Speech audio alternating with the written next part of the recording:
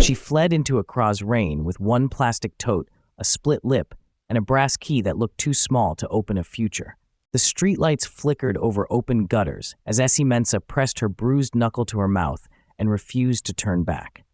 At 34, she was a seamstress with fast hands, a storm-soaked skirt, and the address of nowhere safe. Inside the tote sat 3 spools of thread, 2 measuring tapes, a wrapped loaf of bread, and the master key from her late auntie's bridal shop. By sunrise, she stood before the shuttered storefront, its sign half rusted, its window mannequins locked inside like silent women holding their breath. She slid the key into the swollen metal lock, pushed against the jammed shutter, and inhaled dust, satin, mildew, and one impossible idea. The shop was narrow, water-stained, and poor, but the back room had thick walls, a deadbolt, and no windows facing the street. Esi dragged cracked mannequins aside, swept rat droppings into a pan, and built a sleeping corner from curtain rods and old display foam. She sold her last good necklace for a padlock, a kettle, and 3 floor mats nobody in daylight would call a bed. The first woman arrived by accident, pretending to ask about veil repairs while hiding a cheek swollen purple beneath orange market powder. Esi noticed the tremble in her fingers, the way she studied the door, and the way fear makes every room feel smaller. She said the shop reopened only after sunset, then scribbled a time on a receipt and folded it into the woman's palm. That evening, Esi unlocked the back room, boiled water on a single burner, and learned that rescue begins before confidence arrives. She knew neighbors watched everything, so she invented a business strange enough to explain the late hours and secret bundles. She pinned donated wedding dresses on the mannequins and stitched false hems wide enough to slide blankets, biscuits, soap, and spare clothes inside. From the street, the gowns looked romantic and overdone, layers of lace kissing the tile in useless luxury. Underneath, each dress concealed rolled mattresses and emergency packets labeled with bus routes, clinic addresses, and one trusted phone number. The district had ears sharper than scissors, so Esi fought gossip with details people could verify but never understand. She advertised impossible fitting alterations for brides with impossible schedules, women too busy, too ashamed, or too watched to visit by day. She shortened imported gowns by lantern light, rebuilt bodices from scraps, and turned every rushed commission into rent, medicine, and bus fare.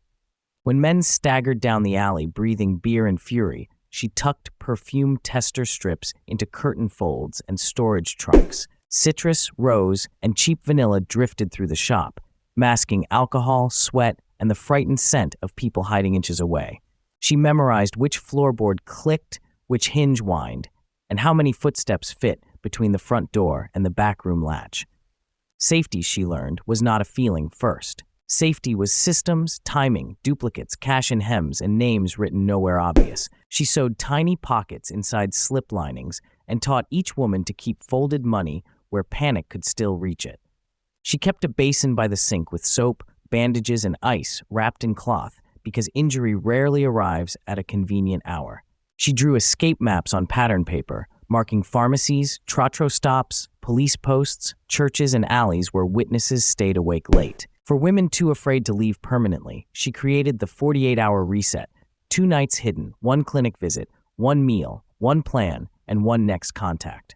That small window, as I also set rules that felt severe until they saved lives. No real names in front room ledgers, no phone calls near the shop, and no returning alone to collect belongings. She trained herself to watch for ordinary danger, fresh apologies, sudden flowers, relatives asking too many soft questions, neighbors suddenly eager to help. Twice she moved women out minutes before violent husbands arrived, smiling at the doorway while her pulse hammered against her ribs. She learned that bravery does not always look loud. Sometimes bravery looks like exact change, a steady face, and keys held ready between your fingers. Her biggest obstacle was money, because compassion cannot pay rent when rain leaks through the ceiling and fear empties wallets fast. So Esi made her skill impossible to ignore. She became the woman who could reshape any dress, turning thrift store mistakes into miracles that wealthy brides bragged about for weeks. She salvaged burned lace, dyed yellowed satin pearl white, and used fabric from damaged trains to craft sleeves that hid healing scars. Clients arrived for vanity, and left funding survival without ever seeing the blanket bundles gliding beneath bridal silk behind them. Esi tracked every CD in a school notebook, splitting each payment into rent, transport, supplies, savings, and quiet emergencies. Her late auntie had once taught her that fabric tells the truth under tension, and people do too. So Esi listened for what survivors were good at, not just what they had endured. One woman cooked with market ingenuity, so Esi helped her start boxed lunch deliveries for seamstresses and kiosk owners. Another woman had clean handwriting and patience, so she began recording alteration orders and inventory by candlelight. A third repaired sandals with copper wire, and soon women leaving the back room wore shoes sturdy enough to keep walking. The safe house stopped being only a place to hide and became a workshop for leaving well. Esi understood that escape collapses when dignity disappears, so she guarded beauty like a tool, not a luxury. She steamed secondhand gowns, polished chipped mirrors, and braided hair before clinic visits, because shame loves anything that makes you feel ruined. On the hardest mornings, she lined the mannequins in a row and draped them in bright fabrics, like witnesses refusing silence. Still, danger kept circling. Her husband began asking market women if anyone had seen her, waving charm one minute and menace the next. A landlord threatened questions when he noticed extra water use, so Esi paid 2 months ahead and repaired his wife's church dress for free. A neighborhood drunk once peered through the lace curtains at midnight, and Esi calmly measured his shoulders, inventing a wedding commission until he laughed and left. Every problem demanded strategy shaped to its exact size. She did not defeat chaos with inspiration. She defeated it with observation, preparation, and a mind trained to turn scraps into shelter. Viewers who feel trapped can learn from that method even without a bridal shop or a brass key. First, identify one asset everyone else ignores: a skill, room, contact, route, or object that can become leverage under pressure. Next, build tiny repeatable systems before you need them: saved cash, copied documents, code words, transit plans, and one person who knows when to worry. Then protect your dignity on purpose, because clean clothes, combed hair, and a finished task can steady a shaking mind enough to choose. Most importantly, stop waiting to feel fearless before acting, because useful movement often begins while your hands still shake. Esi's turning point came during a city blackout when heavy rain drowned the transformers and darkness swallowed the whole block. 3 women and 2 children were hidden in the back room, and one little boy started crying for home he could never safely return to. Esi lit a single candle inside a mannequin's hollow torso, turning the plastic bride into a glowing lantern above them. In that strange, soft light, the women saw not victims packed in secret, but bodies still standing, still breathing, still capable of redesign. The next morning, Esi started a new practice. Every woman leaving her shop had to leave with one paid skill attached to her plan, however small, however humble, however unfinished. Hemming uniforms, braiding hair, cleaning offices, packing spices, writing receipts, mending nets, she tied survival to income as fast as possible. Because dependence, she knew, is the chain abusers polish until it looks like love. Months passed, and the bridal shop became the most admired storefront on the street, bright, orderly, and oddly alive after dark. People praised the dresses in the window without realizing each mannequin stood guard over a hidden mattress and tomorrow's bus ticket.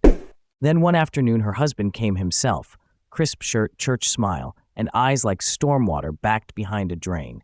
He stepped beneath the bell with flowers in one hand and danger in the other, expecting shame to make Esi small. Instead, he found a ledger closed, scissors laid flat, and a woman who now knew the geometry of exits. Behind the lace curtain, women she once hid stood shoulder to shoulder in thrifted gowns adjusted to fit strength, not fantasy. Esi opened the door wide, letting in full sunlight, neighbors, vendors, schoolchildren, and the public gaze violent men always fear most. The women walked out beside her one by one, satin hems skimming dust, chins lifted, old bruises fading beneath carefully chosen color.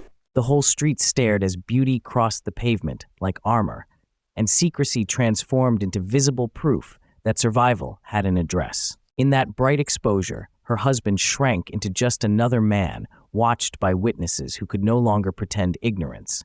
The shop that sold impossible fittings had been doing something greater all along, resizing life until escape finally fit. Esi kept sewing after that day, but every altered seam carried a quieter message, strong enough for anyone rebuilding from wreckage. What traps you is rarely all-powerful. Study it closely, name its habits, use what you have, and stitch your exit one practical thread at a time.